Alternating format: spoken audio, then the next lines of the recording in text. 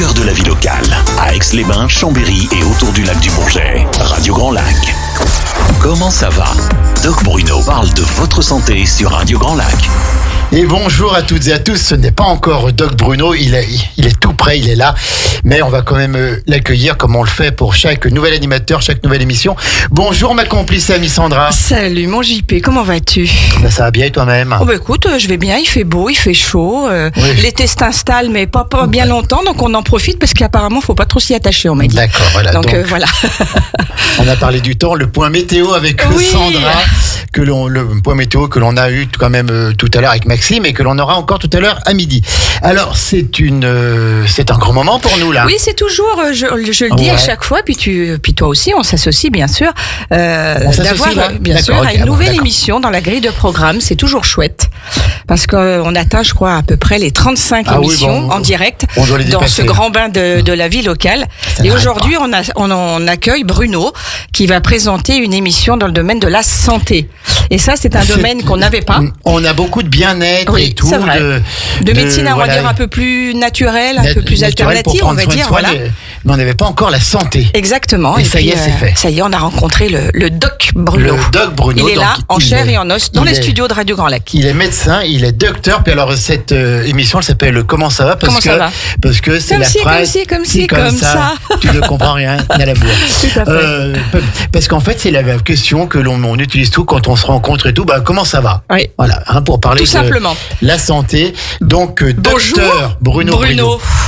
Bonjour Sandra, bonjour Jean-Pierre, je vous remercie de m'accueillir, Bonjour, c'est un docteur. vrai plaisir que d'être là et puis de partager les connaissances que je peux avoir, puisque l'idée c'est quand même la connaissance n'a d'utilité que si elle est transmise et partagée. Mais c'est un ça, philosophe important. en plus. Voilà. Non, mais il a raison. Tout à fait. Alors, Doc Bruno, on va t'appeler comme ça, mais c'est Bruno Aubriot. Donc tu es médecin. Oui. Hein, donc à Drumétaz, Clarafond, à côté d'Aix-les-Bains. Alors, Dis-nous tout. oui, je vais Présente-toi. tout, C'est toi qui vas te Parce que présenter. je crois que tu as un parcours déjà un peu atypique, impressionnant un et peu long. atypique. Donc effectivement, alors j'ai peu ou pas pratiqué la médecine d'une manière générale, puisque très rapidement, je me suis plutôt penché vers l'homéopathie, donc l'homéopathie unicisme. Juliette, elle pleure? Et Juliette, Homéopathie, Juliette, elle pleure.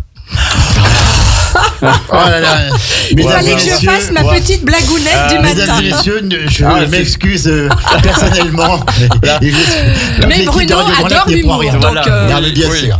oui, avec beaucoup oui, j'aime bien l'humour parce que la vie est pas faite non plus pour se prendre la tête et Exactement. Ouais. Oui, je non, suis non, toujours mais dépité Un petit coup quand de je légèreté, vois. quoi. Oui, Là, quand voilà, même. dans ce monde Ouais. de fou, Ah ouais. c'est Il y a important. quand même des limites à l'humour. Continue. Et JP. donc voilà, donc l'homéo, donc j'ai exercé comme homéopathe uniciste et puis après j'ai découvert la naturopathie, les huiles essentielles. J'y suis venu un petit peu tardivement aux huiles essentielles et puis j'ai fait pas mal de recherches sur différentes pathologies, notamment à l'université d'Aveiro au Portugal, à Caen et puis d'autres différentes universités. Vous l'aurez compris, je suis plutôt un peu hyperactif et puis Oui, ça on avait vu. Ouais. pas trop pépère dans mes souliers. Je commencerai à réduire aux alentours de quand je serai centenaire, quoi. Voilà, donc, À 102 ans, j'allais dire. Voilà. Et puis donc j'ai exercé en cabinet libéral à Saint-Brieuc et puis en 2009 j'ai fait un burn-out plutôt sévère. Et une copine un jour m'a lancé un défi en disant tiens, ça serait bien si tu pouvais nous créer un produit pour nous qui ne sommes pas formés à l'aromathérapie, où on puisse prescrire en toute sécurité pour nos patients. Et puis du coup, pendant mon arrêt de travail, c'est chiant en arrêt de travail parce qu'on fait rien. Donc j'ai fait de la recherche et j'ai inventé un process pour transformer les huiles essentielles en poudre.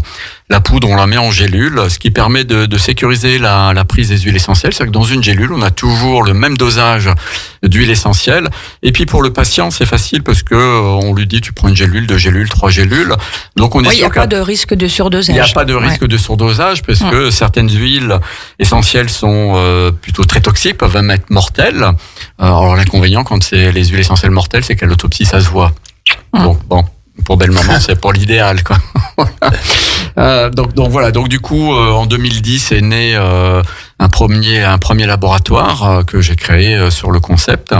J'ai arrêté les consultations à Saint-Brieuc à ce moment-là. J'ai continué des consultations. Un docteur Briochin, donc. Voilà. Alors moi, je suis pas originaire de la Bretagne, mais à l'époque, j'ai épousé une Bretonne et c'est pour ça que je suis allé là-bas. Après, la vie a beaucoup évolué. Et puis donc ce laboratoire, donc moi j'ai gardé juste des consultations privées et puis ce laboratoire, je l'ai introduit en bourse en 2015 et puis là ça n'a pas été la meilleure idée du siècle, c'était l'idée de mes associés et puis 2 ans après le laboratoire a connu des difficultés à rouler. Et puis, j'ai pris 2 ans pour retravailler les formules, pour améliorer le concept.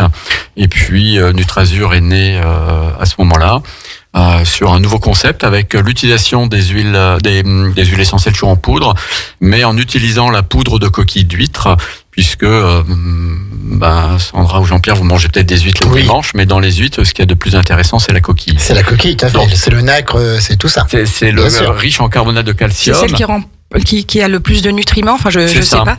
D'accord. La coquille d'huître contient... C'est un petit peu dur à manger quand même. Bon, alors il faut avoir un bon dentiste. Ou un bon blender. Mais c'est la coquille d'huître contient tous les nutriments dont notre organisme a besoin. C'est-à-dire qu'elle contient 70% de carbonate de calcium, 2 carbonates différents, et puis tous les oligo-éléments qu'on peut avoir besoin. Au niveau de la mer, on connaît bien l'eau de mer, notamment le PMH, le plasma marin hypertonique de Quinton, où quand on est fatigué, quand on a besoin de se recharger, on prend l'eau de mer. L'inconvénient de l'eau de mer, c'est qu'elle contient beaucoup de sel, et les gens qui font de l'hypertension ou qui ont des problèmes rénaux ne peuvent pas le prendre. Alors que la coquille d'huître, tout le monde peut la prendre, j'ai envie de dire, de la naissance, de 0 à 99 ans, mais jusqu'à la mort. Voilà, parce que au quotidien, on consomme des minéraux, on en a besoin, et notre alimentation, malheureusement, depuis quelques décennies, nos aliments s'appauvrissent en nutriments, du fait de l'agriculture intensive, le fait qu'on veut des tomates ou toute l'année, qu'on veut des fraises au mois de décembre, eh bien, on a un peu perdu la notion de manger ce qui est bon pour le moment et ce qui pousse chez nous. Oui. Voilà. Moi, j'ai juste une petite question. Tu as parlé d'homéopathie. Oui. Il y a un débat. Oui. Alors, pourquoi est-ce qu'il y a des médecins homéopathes qui y croient? Il y a d'autres médecins qui vont dire ça ne sert à rien de prendre ça. Voilà, quelle est la Trions un peu vérité, le faux du vrai. Et puis tu nous diras aussi ce que c'est qu'être un médecin homéopathe uniciste. Oui, alors c'est vrai que je répondrai à ta question sur l'unicisme après. Alors le débat pour moi, il n'a pas lieu d'être parce qu'on oppose deux thérapies différentes et même en France, on ne devrait pas opposer les différentes thérapies. Parce qu'il est évident que si tu fais un infarctus ou si tu passes sous un camion, tu te fais percuter. Je vais pas te donner des granules homéo. L'homéopathie pourra rien faire pour toi. Voilà, on a besoin de la médecine d'urgence, on a besoin de la chirurgie, on a besoin des antibiotiques quelquefois. Alors l'homéopathie, c'est vrai qu'il y a débat, principalement en France, qui est un pays très où on débat tout le temps, quoi. Alors est-ce parce que la France est le 2e pays de l'industrie pharmaceutique chimique? J'en sais rien. Je lance ça un peu comme une bouteille à la mer. Mais l'homéopathie, si ça ne fonctionnait pas, n'aurait pas traversé les siècles, parce que du temps des Égyptiens, c'est-à-dire qu'il y a plus de 5000 ans, on parlait pas d'homéopathie, on parlait d'élixir, c'était que les Égyptiens diluaient des substances et les donnaient. Alors c'est plutôt réservé à des castes plutôt supérieures et avait des résultats. Et puis cette dilution par les élixirs a été peaufinée notamment par le docteur Hahnemann, qui est un médecin allemand qui a compris l'infinitésimalité et qui l'a défini pour comprendre que un remède à dose pondérale, eh bien, si on le diluait d'une manière homéopathique, eh bien, pouvait contrer les symptômes procurés par le remède à dose pondérale. On parle bien du 9, du 15 ou du 30 CH. Oui, on parle de dilution de 1, on commence à 1. D'accord. C'est vrai que en pharmacie, c'est plutôt le 9, le 15 et le 30 qui sont le plus donnés. Oui, c'est plus parce que Alors contrairement à une idée reçue, le 15 n'est pas plus fort que du 4. C'est simplement qu'on n'agit pas sur les mêmes plans énergétiques et qu'un 15 CH sera plus énergétique qu'un 4. Mais on a du 30 CH. Alors en France, le 30 CH, c'est pas plus pour traiter le fond? Non, c'est plus pour traiter l'émotionnel. Okay. Plus on monte dans les dilutions, plus on traite un aspect psycho-émotionnel. Parce qu'on parle en homéopathie, on part du principe que on peut pas dissocier l'émotionnel du physique. C'est-à-dire que quand on a une pathologie, je vais prendre un exemple très concret, une situation qui nous enquiquine, ça nous fait eh bien, on a la diarrhée. Voilà. Oui, bah oui. Voilà. Donc, et Hahnemann d'ailleurs disait, pas Hahnemann, pardon, Hippocrate disait, et c'est dans le serment d'Hippocrate, qui est quand même le père des médecins, disait quand on a une maladie, il faut chercher la cause. Et quand on a trouvé la cause, chercher la cause de la cause jusqu'à ce qu'on remonte à des plans plus fins. Et il disait, il faut traiter la cause de la cause et ainsi de suite. Alors c'est sûr que si on fait un arrêt cardiaque, aller chercher la cause émotionnelle de l'arrêt cardiaque, c'est peut-être pas le moment. Mais à un moment donné, il va falloir s'y pencher. À un moment donné, il va se dire, alors personnellement, je parle de l'arrêt cardiaque parce que j'en ai fait un.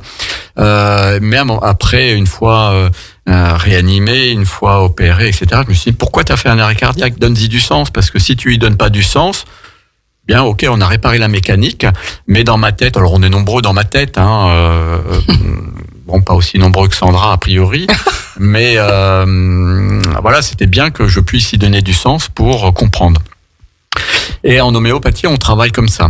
Et en France, on sait qu'on utilise principalement les dilutions hahnemanniennes, les CH, mais on a aussi des dilutions korsakoviennes, des K. On a des dilutions, des potentiels, des LP, etc., qu'on va trouver en Suisse, où l'ouverture est un peu plus importante qu'en France, et on va adapter la dilution en fonction de ça. Alors pour répondre à ta question, Sandra, en homéopathie, Hahnemann disait de chercher le remède qui va couvrir l'ensemble des symptômes physiques et mentaux, ce qu'on appelle le similimum, et on prend ce remède. C'est-à-dire qu'en homéopathie, on devrait même pas dire homéopathie uniciste, mais en homéopathie, on prend qu'un seul remède et on laisse agir. Et puis on voit ce qui se passe. Et puis après, on revoit le patient et puis on va l'interroger à nouveau. Alors une consultation chez un homéopathe uniciste, ça dure 45 minutes, 1 heure. L'homéopathie, c'est pas un symptôme, un remède. Je me suis cogné la tête, je prends de l'arnica en 4CH pour l'hématome. Oui, ça va fonctionner. Mais l'homéopathie uniciste, c'est pas ça. C'est-à-dire qu'on ne mélange pas les remèdes. Moi, je suis incapable de te dire, ou de vous dire à tous les deux et aux auditeurs, je suis incapable de dire si on mélange 2, 3, 4 remèdes, quelle soupe homéopathique on va avoir et quel effet on va avoir. Voilà.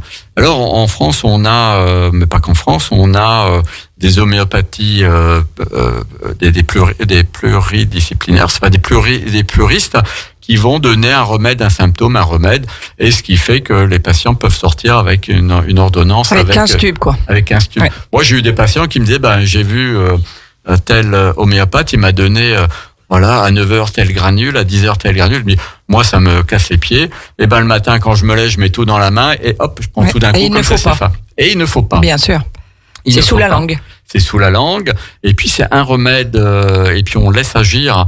Et puis, on a ce que moi j'appelle, et les unicistes on appelle les soupes homéopathiques. Et il existe des complexes tout prêts, qui sont faits pour tout le monde, où il y a jusqu'à 10 remèdes dans des dilutions différentes. Et puis, on prend ça dans un verre d'eau, et puis on espère que quelque chose se passe. Voilà. Alors après, les détracteurs nous disent homéopathie, c'est que placebo. On sait que dans la thérapeutique, d'une manière générale, l'effet placebo fonctionne pour toutes les thérapeutiques.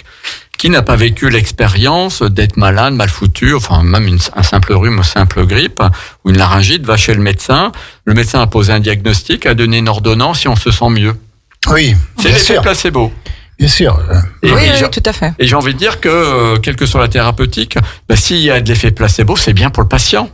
Oui. Parce que n'oublions pas que primum non nocere, ce que disait Hippocrate, c'est premièrement ne pas nuire. Si le fait d'avoir parlé à son médecin, d'être sorti avec un diagnostic, une ordonnance, on a déjà 80% de la guérison. On se rappelle tous de nos anciens médecins de campagne, quand on était malade et qu'ils arrivaient à la maison, ça allait déjà mieux. Bien sûr, ça allait mieux. Et puis, quelquefois, ils avaient un bon sens qu'on a un peu perdu aujourd'hui, qui disait, écoute, oui, t'es enrhumé, t'as une grippe, t'as une diarrhée.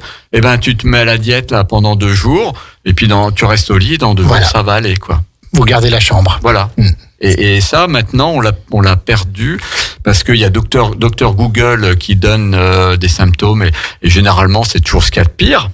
Alors, c'est sûr qu'il faut pas regarder Google parce que voilà, là, on prend peur. Hein. Je regarde Sandra dans les yeux qui connaît bien docteur Google. Oui, ça m'arrive trop souvent. Et qui m'appelle en panique parce que et puis on a des patients qui arrivent en disant Google il m'a dit que j'avais ça et qu'il fallait prendre ça. Pourquoi vous me donnez pas ça? Ouais, c'est dangereux là. Hein. Mais oui, c'est dangereux et donc il faut toute proportion gardée. Il faut rester serein. Parce que pas voir le pire tout le temps. Pas voir le pire tout le temps. Non, parce que avant le pire, il y a tellement de choses qui sont possibles. Et puis quand on voit le pire, et ben là c'est là où l'émotionnel prend le dessus. Et puis on arrive. Puis on se crée des fois le pire. On arriverait presque à se détraquer autre chose finalement. Mais bien sûr, on va aggraver une symptomatologie qui est présente en disant Google il avait raison. Hein, je vais mourir demain, quoi. Mais dis donc, Doc Bruno, c'est passionnant. Oui. On est branché jusqu'à 21h, là, à cette allure. Tu m'as dit qu'on était là jusqu'à demain matin. Ah, d'accord. Bon, écoute, ok. Alors, on va commencer. Oui, parce qu'il y a une thématique aujourd'hui sur cette belle émission. Mais je voulais juste quand même dire que tu as travaillé pour France Télévisions, je crois. Donc voilà, c'est quand même, tu es un homme de médias en plus d'être un docteur. Oui. Donc France Télévisions, le magazine de la santé et tout, quoi. Oui. Alors j'ai écrit pour des magazines santé, j'ai fait de la radio, je fais de la télé effectivement, de la radio. J'intervenais sur une 5-6 radios différentes, et puis une radio nationale où je continue de temps en temps à intervenir. J'ai écrit également 2 livres, parce que j'ai du temps libre entre 2h du matin et 6h du matin. Oui, c'est un hyperactif, donc. Voilà. Je donnais également des cours à l'université pour les professionnels de santé, notamment en aroma, en galénique, et puis des petites choses comme ça. Et je fais des conférences pour les professionnels de santé un peu partout en Europe.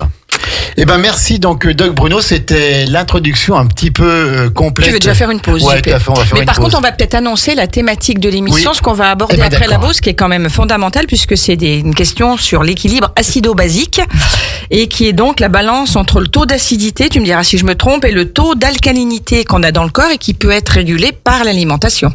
Oui, c'est effectivement l'équilibre acido-basique. C'est une notion fondamentale, c'est une clé de voûte de la santé.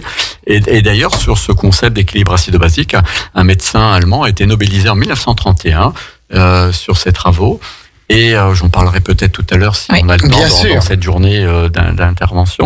On revient tout de suite sur les ondes de 92 points, ça va être passionnant. Comment ça va, la nouvelle émission sur la santé avec Doc Bruno. Ça va bien. Bon, écoute, alors on se retrouve tout de suite après la pause musicale. À tout de suite, les amis. À tout de suite. Au cœur de la vie locale, à Aix-les-Bains, Chambéry et autour du lac du Bourget, Radio Grand Lac. Comment ça va? Doc Bruno parle de votre santé sur Radio Grand Lac. Et de retour pour cette première émission de Comment ça va avec Doc Bruno. On a eu donc une belle introduction sur son parcours, pour une présentation générale un peu. Et maintenant, Doc Bruno, tu vas avoir la parole et tu vas nous parler de... L'équilibre acido-basique. Un vaste sujet qui est peur, comme ça. Intéressant, qui est, on peut dire, fondamental. Qui est fondamental, qui est même capital. Alors, quand on parle de l'équilibre acido-basique, on ne parle pas de l'hyperacidose métabolique, qui est une urgence vitale. Mais l'équilibre acido-basique, oui, c'est un fondement qui a été bien développé par nos voisins suisses il y a un peu plus d'un siècle. En France, moi, quand je me suis installé à Saint-Brieuc, quand je parlais à mes collègues d'équilibre acido-basique, ils me regardaient en disant... jamais entendu parler, c'est quoi donc ton truc? Alors que on sait que, par exemple, je vous parlais tout à l'heure du prix Nobel de médecine de 1931, le docteur Otto Warburg, qui a mis en évidence qu'un cancer, une cellule cancéreuse se développe jusqu'à 10 fois plus vite sur un terrain acide. Alors vous allez me dire, c'est quoi un terrain acide? C'est pas le terrain de foot. Après, tu nous expliqueras comment rééquilibrer tout ça. Hein? Oui, parce que comme on est là pendant encore 2 heures, il n'y a pas de souci. Mais notre organisme, il n'est pas fait pour vivre dans un environnement acide. Alors un terrain acide, c'est nos tissus, nos muscles, nos tissus et pas nos cellules sont en hyperacidose. Le sang, lui, ne sera jamais en hyperacidose, sauf dans le cas d'une hyperacidose métabolique. Le sang, lui, doit toujours se trouver dans un pH qui se situe entre 7,35 et 7,45. En dehors de ces valeurs, on meurt. Si on fait rien, on meurt. Alors, le pH, vous savez tous... Pourquoi on meurt ? Parce que je vais prendre un exemple très concret. Je ne sais pas si vous buvez du Coca-Cola, mais le Coca-Cola, ça a un pH de 2, c'est de l'acide. Mettez un morceau de jambon dans du Coca-Cola, en quelques heures, il va disparaître. C'est-à-dire que l'acidité va détruire les tissus. D'accord. Et si le sang est en hyperacidose, il va détruire l'ensemble de nos tissus, notamment nos organes, dont le cerveau. Alors, c'est vrai que chez les hommes, chez les femmes, ça pose pas de soucis, mais chez les femmes, chez les hommes, oui. Pardon. Par rapport au cerveau. D'accord. Voilà. Okay. Continuez les deux, là. On vient de Continuez. perdre toutes Allez. les auditrices. Eh ben, Non, on les adore, les femmes. Mais c'est vrai que vous essayez de se rattraper, là, ça y est. voilà, je rame. Oui, je vois ça. Mais Sandra sait que les cerveaux de femmes sont beaucoup plus performants que les cerveaux d'hommes. Ouais. Donc, C'est bien, Bruno. si notre sang est acide, eh bien, ça va détruire notre cerveau, D'accord. ça va détruire nos reins, etc. Et donc, on va mourir si on ne tamponne pas cette acidité. Et là, c'est une urgence médicale qui se traite en milieu hospitalier aux urgences. Donc, mais avant d'en arriver là, nos tissus vont s'acidifier. Et quand on est acide, eh bien, nos muscles vont pas apprécier, vont s'abîmer. Ça va notamment donner des douleurs, ça peut donner des tendinites. Mais l'hyperacidose tissulaire, la première chose qu'on va faire, ça va affaiblir notre système immunitaire. Et donc, du coup, notre système immunitaire, face à des virus tout basiques comme le rhume, eh bien, Il va pas pouvoir se défendre. va pas pouvoir se défendre correctement. Et parce que sinon, si notre système immunitaire était 100% chez tout le monde efficient, eh bien, personne n'attraperait de rhume. Et puis, quand il y a des virus, des rhinites qui traînent, pourquoi certains l'ont et d'autres l'ont pas? Parce que le virus, il n'est pas, tiens, lui, il a une tête qui me plaît pas, je vais déclencher une rhinite. Donc, ça va affaiblir notre système immunitaire, mais ça va aussi affaiblir notre système digestif, mais notamment notre intestin, le microbiote, parce qu'on en parle beaucoup du cerveau, du microbiote et de la relation entre le cerveau et puis le système digestif. Enfin, en gros, on va se dégrader progressivement. Alors, qu'est-ce qui fait qu'on s'acidifie? Ça, c'est une excellente question, parce que faire le constat qu'on est en hyperacidose tissulaire et qu'on a des pathologies, c'est bien. Mais savoir d'où ça provient, c'est encore mieux. Et ça se mesure sur une échelle de 1 à 14, il me semble. Voilà, c'est ça. Tout en sachant que la bonne acidité, c'est à peu près au centre, à peu près à 7, quoi. C'est le neutre. Voilà, le neutre. Donc, l'acidité, ça se mesure sur ce qu'on appelle l'échelle calorimétrique. On a tous fait ça en cours de physique à l'école. C'est-à-dire que c'est une échelle de couleurs. On trempe une bandelette, un papier réactif. Ça, on trouve ça en pharmacie. En pharmacie. Si on veut le faire, voilà, un auditeur qui nous écoute, de se dire, voilà, je voudrais le calculer. Ou en magasin de diététique. Et puis, alors, il y a différentes qualités de papier pH. Et ce qu'il faut, c'est que l'intervalle de mesure soit le plus étroit possible, parce que la plupart des papiers tournesol ont une échelle 0, 1, 2, 3, 4. Et entre 5 et 6, pour un peu qu'on n'ait pas une vue, je vois qu'on a tous les trois des lunettes, une vue qui est un peu bancale, que la lumière soit pas, entre un bleu foncé et un bleu un peu moins foncé, on sait pas si on va être à 6,5, 6,6, 6,7. Or, on sait que, par exemple, la différence d'acidité, mais il faut que je revienne quand même sur le fondamental, entre 6,6 et 6,5, on a multiplié l'acidité par 100. Donc, c'est important quand même de savoir. Que ça soit le plus précis possible. Le plus précis possible. Oui, je comprends. Et donc, le pH et le potentiel hydrogène. Alors, c'est quoi un terrain acide? C'est un terrain qui est chargé en ions hydrogène. Et notre organisme doit les éliminer pour pas s'acidifier. Sauf qu'on a une capacité d'élimination qui est limitée. Et donc, plus on s'acidifie, eh bien, les éliminations qui ont lieu principalement la nuit, eh bien, on va avoir une accumulation de ces fameux ions hydrogène, d'où ce pH, potentiel hydrogène, qui va faire qu'on va s'acidifier. Alors, on a des papiers pH de bonne qualité. Alors, chez Nutrazur, parce c'est vrai qu'on n'a pas parlé de ma nouvelle vie, qui est le laboratoire Nutrazur que j'ai développé sur mon concept à Aix-les-Bains.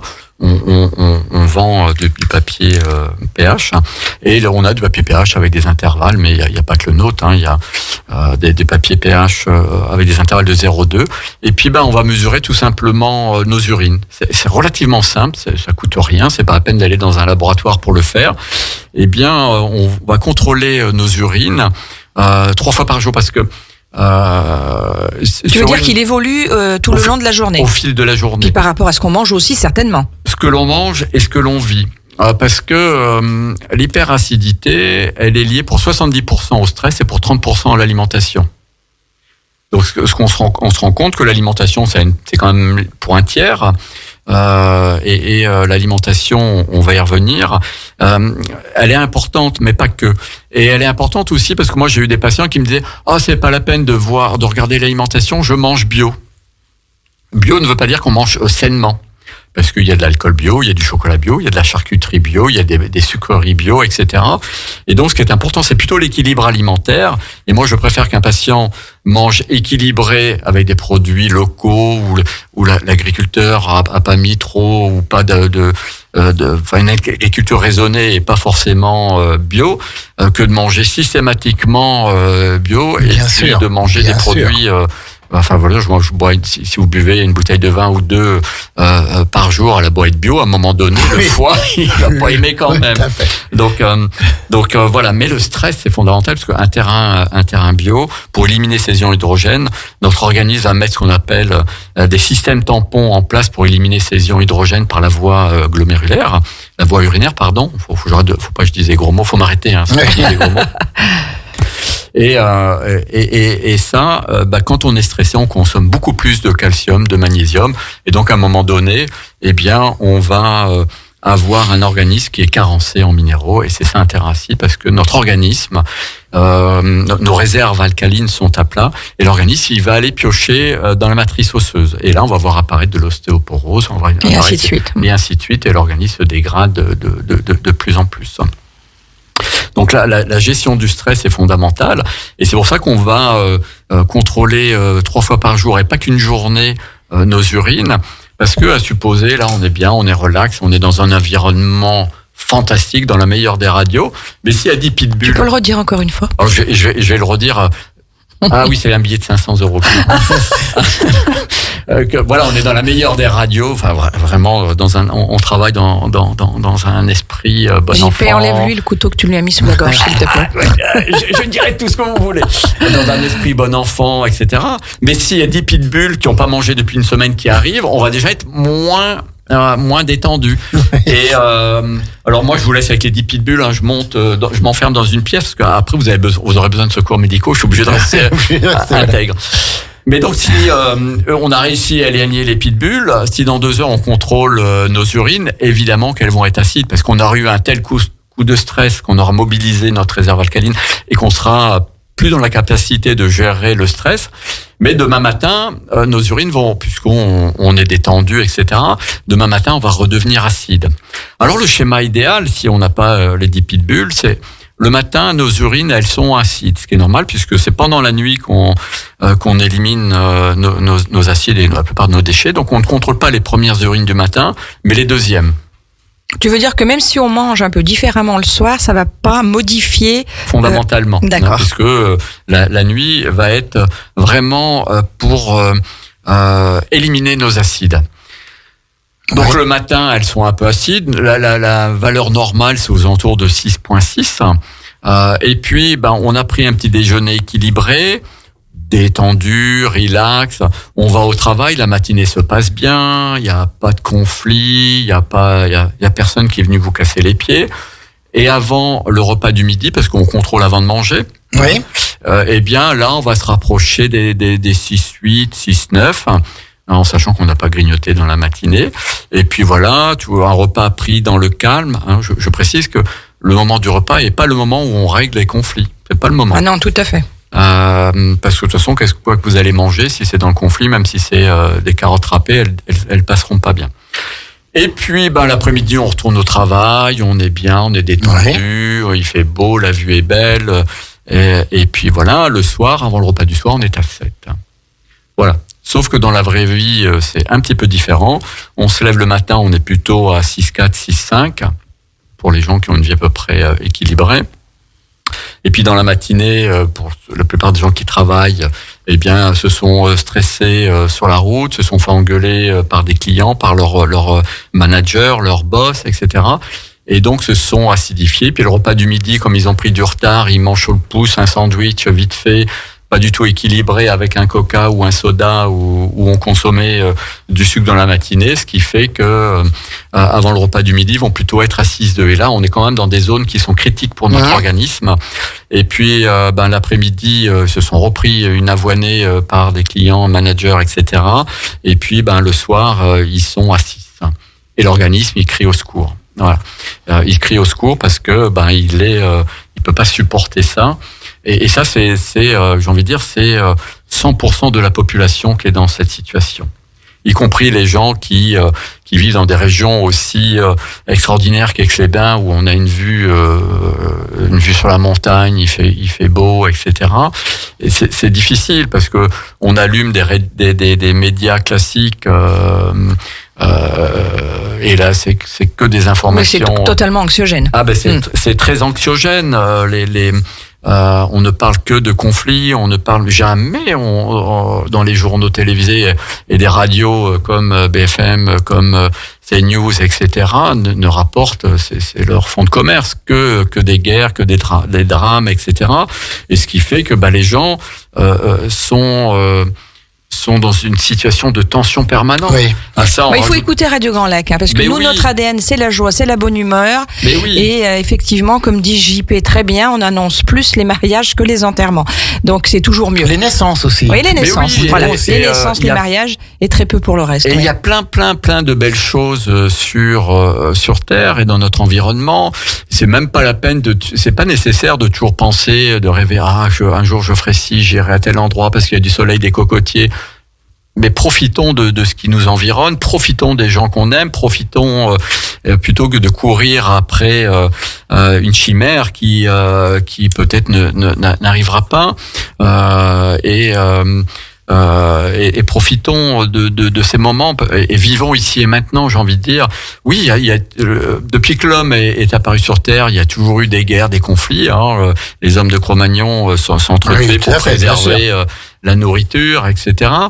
Bien sûr que c'est triste. Je dis pas qu'il faut fermer l'œil. Bien sûr que c'est triste. Mais que pouvons-nous y faire ? Et le fait d'être stressé pour ces événements, est-ce que ça va les améliorer ? Soyons juste bons autour de nous et puis ça sera déjà pas mal parce que depuis la crise du Covid, les gens sont quand même hyper agressifs. On voit que pour un rien, j'étais dans le sud de la France il n'y a pas très longtemps, pour avoir mis 2 secondes 3/4 à démarrer au feu rouge, mais ça klaxonne, on se fait insulter, on a des doigts d'honneur, on se dit. Mais... Vous avez vu même hier une dame qui s'est fait agresser en présence de ses enfants et qui s'est même pris un coup de couteau.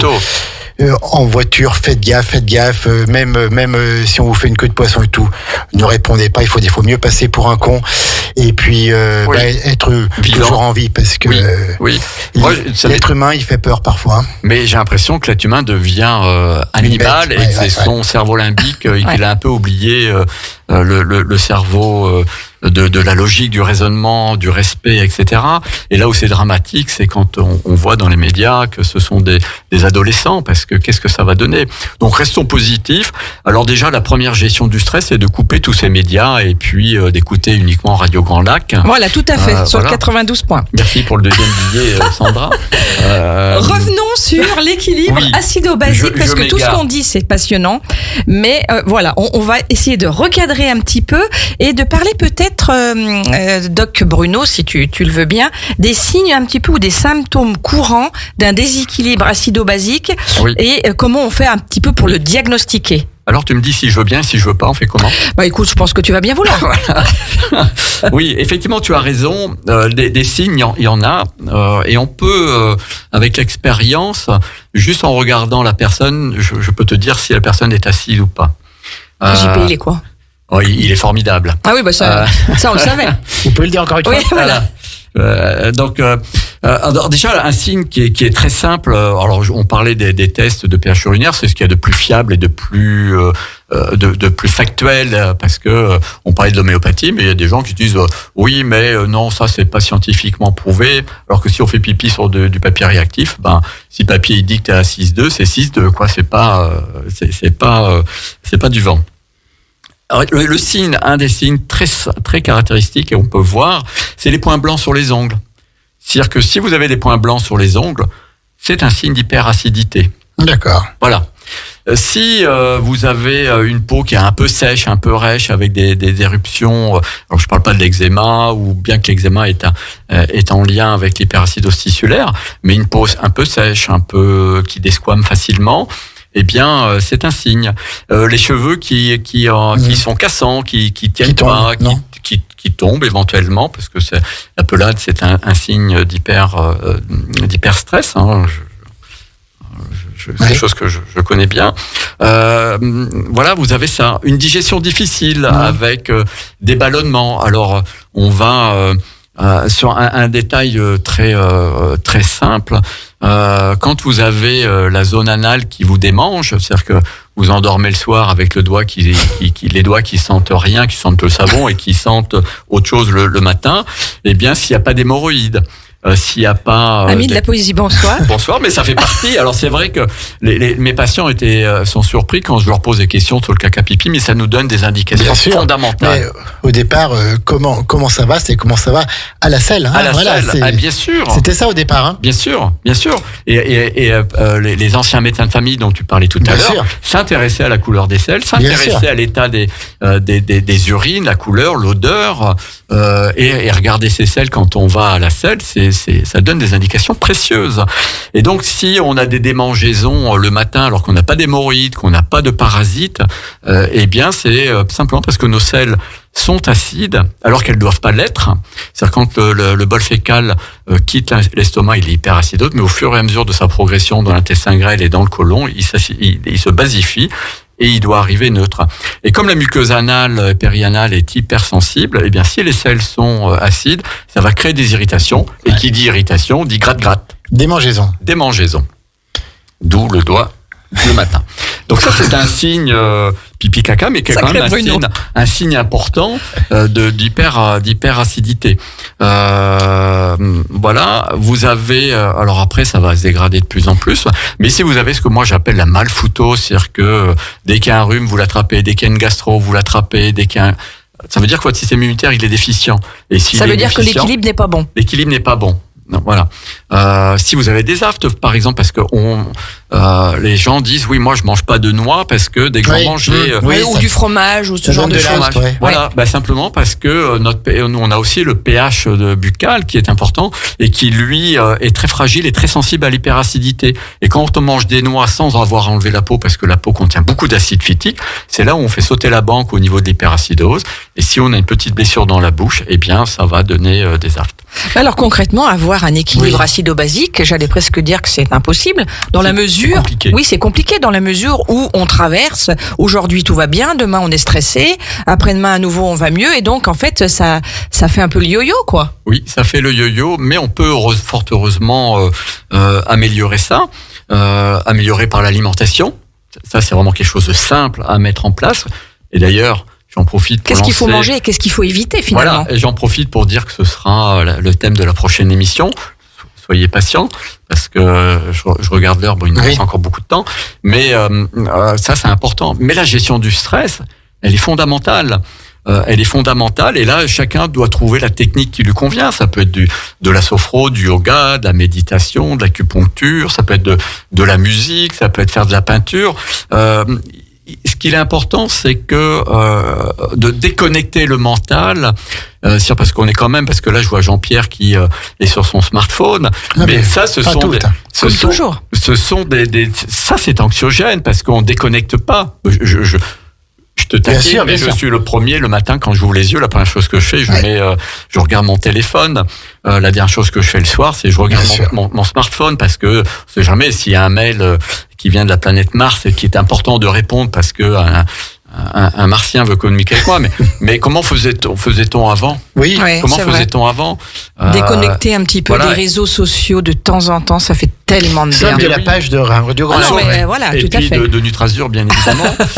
Mais c'est vrai qu'on est dans des sociétés hyper connectées et du coup on est complètement focalisé sur tout ça et c'est hyper stressant. Donc ça c'est la première chose. Et puis la deuxième chose, une fois qu'on a géré le stress, que ça suffit pas quand on est stressé et qu'on a hyperacidité. Tout à l'heure je vous disais, c'est qu'on a épuisé la réserve alcaline. Eh bien il va falloir la recharger. Parce que il y a deux manières de gérer l'hyperacidité. Soit si on est très acide, et dans ces cas-là, pour chélater les ions hydrogène, on va prendre des citrates chimiques, et les citrates vont chélater les ions hydrogène, et on espère que par le fait des urines, donc ça implique de boire suffisamment d'eau aussi, eh bien on va éliminer ça par les voies urinaires. En parlant d'eau, il y a ceux qui disent qu'il faut en boire 3 litres, d'autres 1,5 litre, que 2 litres c'est beaucoup trop, d'autres... Quelle quantité d'eau il faut boire par jour? Alors avant de parler de quantité, on va parler d'abord de qualité d'eau. Ouais. Non, parce que le but de l'eau, c'est de nous hydrater, et l'eau, par phénomène d'osmose, doit se charger de nos toxines, pas que la chélation des ions hydrogène, et les éliminer. Et si l'eau est surchargée en minéraux, eh bien, elle va pas avoir ce rôle d'osmose, va pas pouvoir se faire. C'est logique, c'est déjà plein. Si je te mets 100 kilos sur le dos, c'est sûr que tu vas pas pouvoir que je te remette 20 kilos de mieux. Tout à fait. Et l'eau, c'est la même chose. Donc d'ailleurs, l'OMS recommande l'eau idéale pour la santé, c'est une eau qui contient maximum 150 mg de résidus à sec par litre. C'est-à-dire quand vous achetez une bouteille d'eau, il faut regarder le taux de résidus à sec. Et vous avez des eaux, pour mon contrat masseur, je dirais pas la marque, eh bien elle est à plus de 2800 mg par litre. Donc ça va augmenter la diurèse, mais ça va pas se charger de vos toxines. C'est-à-dire qu'on va fatiguer les reins. Éventuellement, si les minéraux peu assimilables vont favoriser des calculs, mais on va pas hydrater. Donc prenez des eaux les plus basiques possibles. L'eau municipale, même celle du robinet, non? Même celle du robinet. Alors c'est pas la meilleure en fait. Alors c'est pas la meilleure, c'est pas la plus mauvaise. Oui, non, mais justement, parce qu'elle contient. C'est une question, ouais. Elle contient quand même des substances antibiotiques, etc. C'est pas la meilleure à mon sens. Pour que l'eau soit bactériologiquement saine, dans ces cas-là, l'eau du robinet, il va falloir à la maison utiliser des systèmes de filtration qui vont quand même éliminer une grande partie de ces composants qu'on peut retrouver dans l'eau. Et donc voilà, il y a des filtres à osmose inverse, il y a des filtres au charbon qui vont améliorer. Mais vous avez des eaux de source comme la Montroucous, la Rosée de la Reine, qui sont des eaux de bonne qualité, la Volvic, ou des eaux de montagne. Et voilà, c'est ça qu'il faut boire.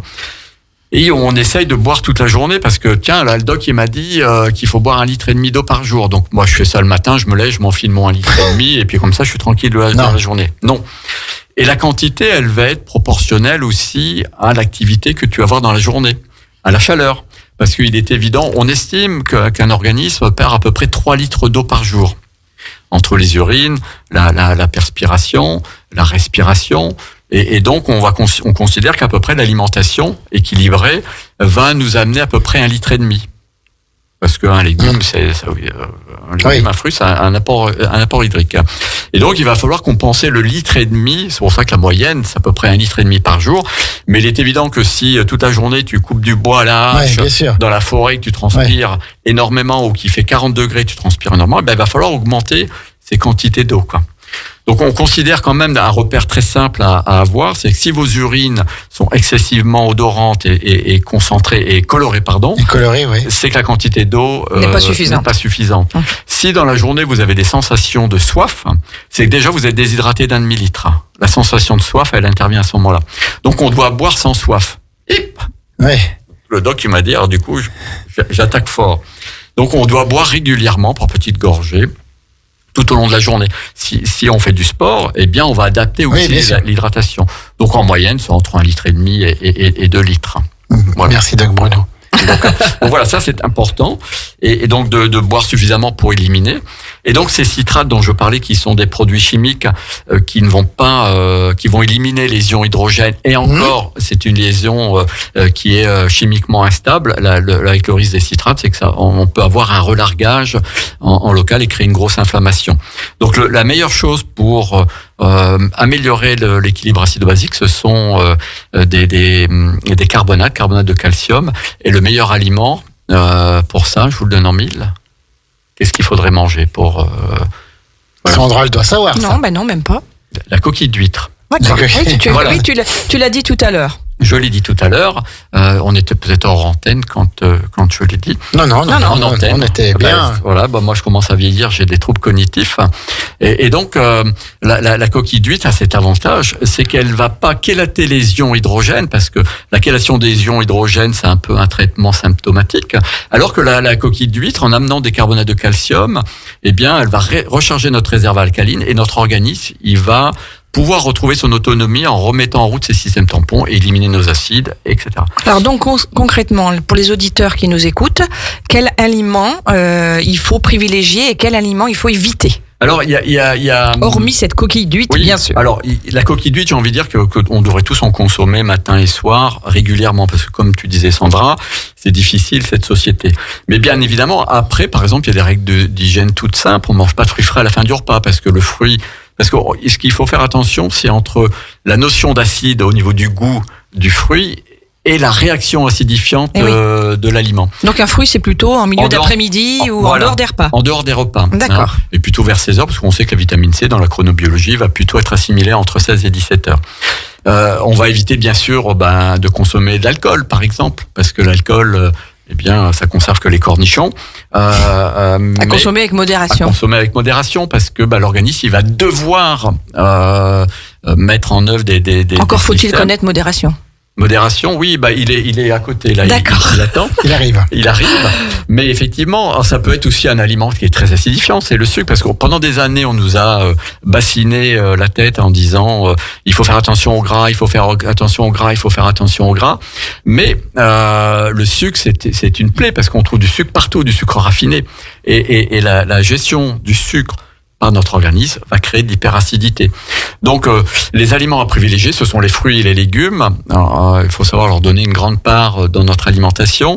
Et puis, si vous voulez manger un fruit, mangez par exemple une banane, parce que la banane n'est pas acidifiante, sous réserve qu'elle soit pas. Quels sont les fruits les plus acidifiants?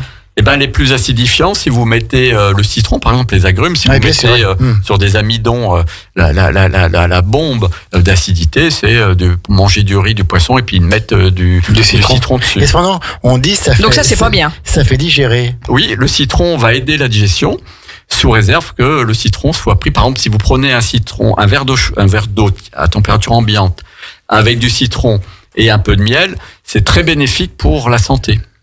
Si vous prenez cette même boisson à la fin de la repas, ça devient explosif. D'accord. Voilà.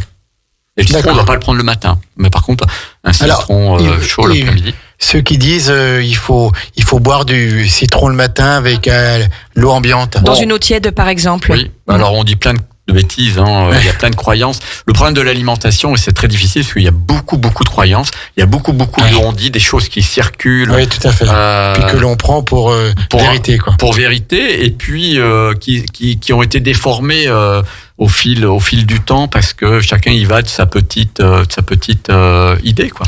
On arrive au terme de cette première émission. Ça passe vite, hein. Déjà, Doc Bruno. J'ai pas dit le tiers de ce que je voulais dire. Il y a encore des choses à dire. Est-ce que Sandra, tu as encore des petites questions, peut-être? Moi, j'en avais tout plein, mais sinon, on est là jusqu'à 14h. Questions-réponses. Voilà, on pourrait parler aussi un petit peu de l'exercice physique pour conserver cet équilibre acido-basique. Oui, l'activité physique est importante. Le mouvement, c'est la vie. Alors, dans l'activité physique, il faut distinguer activité physique et activité physique. L'activité physique doit être adaptée à tout à chacun. Par exemple, on peut pas demander à une personne âgée de 80 ans d'aller courir un marathon. Il faut vraiment l'adapter. Ce qui est vraiment mauvais pour la santé, c'est la sédentarité. Et aujourd'hui, c'est vrai qu'on est plutôt dans une société très sédentaire. Et quand on voit la quantité de jeunes qui font de la trottinette électrique, eh bien, moi, ça me navre, parce que les jeunes ne bougent pas. Et donc, c'est l'activité physique. On considère qu'il faille faire à peu près 20 minutes de marche, par exemple, par jour. C'est ce qui est bon pour la santé. Ce qu'il faut, c'est éviter de se mettre dans le rouge en permanence. Les sportifs de haut niveau, si eux ne sont pas vigilants à leur équilibre acido-basique, ils vont payer l'addition quand ils auront 55 ans. Parce que le fait des sportifs de haut niveau, c'est rarement des gens de 60 ans, quoi. C'est avant, oui. Bah oui, comme c'est un milieu un peu difficile et hostile, eh bien les sportifs de haut niveau, quand ils sont jeunes, ils donnent au maximum pour pour performer. Et du coup, il s'acidifie de par l'activité. Et là, on va avoir une hyperacidose. Et aussi, le sport de haut niveau, c'est beaucoup de stress parce qu'il y a, à part quand on s'appelle Mbappé, il y a la recherche de sponsors, de financement, etc. La recherche de performance ou la nécessité de performance, ce qui fait que c'est un public qui est hyper stressé. Donc oui, du sport, il faut en faire, mais adapté. Adapté à chacun. Et si vous bougez, là, avant de venir à la radio, vous garez la voiture à 20 minutes du studio et vous finissez à pied. Et là, vous avez nos 20 minutes. Voilà. J'ai fait mes 20 minutes de marche ce matin, moi, donc tout va bien. C'est bien, JP. Bravo. Une autre question. Non, écoute, moi je trouve qu'on a déjà fait pas mal un petit peu le tour de la question. Peut-être que toi, il y a des thématiques que tu voudrais apporter sur cet équilibre acido-basique. Des points qu'on n'a pas abordés pendant l'émission. Il y a plein de points, notamment l'alimentation, mais du coup, je pourrais peut-être affiner, de prévoir la prochaine émission. Oui, c'est ce que j'allais dire. Sur l'alimentation, les compatibilités alimentaires, c'est quoi une alimentation équilibrée? Et puis, je pourrais peut-être fignoler un petit peu l'équilibre acido-basique. Et Sandra, sur la vingtaine de questions que tu avais prévues, tu en as posé 3. Alors, j'en ai posé 3, mais qu'en fait, tout simplement, tu as déjà quasiment répondu à la quasi-totalité des questions que j'avais prévues pour aujourd'hui. Donc, la connexion. Tu vois, Doc, Bruno, tu es formidable. Mais c'est parce que tu es génial. Mais écoute, merci. En tout cas, c'était une émission qui était passionnante. Oui, ce qu'on peut dire aux auditeurs, c'est de ne pas hésiter à interagir, de poser éventuellement des questions à Doc Bruno par le biais, du site internet de Radio Grand Lac. Donc, laissez vos messages sur radiograndlac@gmail.com ou tout simplement en appelant le numéro ou en laissant aussi des questions sur un petit peu plus complexe, sur le Facebook. Non, mais pas forcément en direct. Mais nous, après, on fera la retranscription des questions sur la prochaine émission. Oui. Voilà ce qu'on peut proposer. Si les auditeurs veulent me poser des questions sur l'adresse 06. Alors là, mon 06, je le connais pas. Ils peuvent écrire sur l'adresse contact@phytogreen.fr. Non, Phytogreen, F-I-T-O-G-R-I-N. P-H-Y, bien sûr. T-O-G-R-2-E-N.fr. Via notre site nutrazur.fr. Merci, c'était la première de Doc Bruno, une émission que vous pourrez retrouver très vite en podcast sur la page Radio Grand Lac de YouTube. J'étais un petit peu perdu parce que je pensais à tout ce que Doc Bruno nous a dit. On te retrouve donc chaque premier mercredi du mois à 11h. Avec grand plaisir. Donc le prochain, ce sera le 3 juillet à 11h. Comment ça va? C'était Doc Bruno qui était là aujourd'hui avec nous.